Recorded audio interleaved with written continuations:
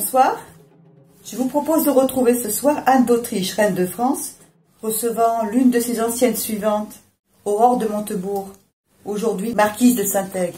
Ce sont deux personnages du secret d'Aramis. Je vais vous lire un petit extrait. Anne d'Autriche s'était réfugiée dans son Louvre et ne quittait pas les abords de la grande cheminée où crépitait le tronc entier d'un if sacrifié à la douceur du foyer. Elle n'aimait guère lire et s'ennuyait à longueur de journée avec une certaine majesté. Seuls les offices religieux venaient opportunément rompre la monotonie de la journée, entre les heures consacrées à sa toilette ou l'avancement de son ouvrage, une tapisserie d'inspiration andalouse. Elle sollicitait ses musiciens, jouait avec ses chiens, de temps à autre mandatait une de ses femmes, même retirée. Ainsi conviait-elle de temps à autre la marquise de Saint-Aigle, lorsque celle-ci était à Paris. Et aujourd'hui, la marquise était porteuse d'une nouvelle la concernant qui ne pouvait laisser la reine indifférente.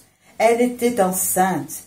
Anne était à la fois heureuse de cette nouvelle et désespérée, car le roi ne lui rendait plus visite. Elle était suffisamment instruite des choses pour comprendre qu'elle ne pourrait pas donner d'héritier au trône dans ces conditions, et bien qu'elle soit encore belle, le temps jouait contre elle. L'âge venant, ajouté à ces considérations, elle prenait davantage de distance vis-à-vis de Gaston d'Orléans, comprenant que les intérêts de ce prince de sang différaient totalement des siens. Aurore but une gorgée de cette tisane d'oranger appréciée de la reine, et qui réchauffe le corps lorsque tout est froid, voire glacial autour de vous. Si ce n'était la chaleur d'un grand feu, comme celui qui éclairait toujours les appartements de la reine. La reine offrit des pâtes d'amandes et éloigna ses femmes. Aurore accepta ses douceurs et considéra la souveraine avec bienveillance. « Que n'ai-je le pouvoir de faire que le roi vous donne un fils? Plaise à Dieu, nous ne pouvons que prier, ma fille. »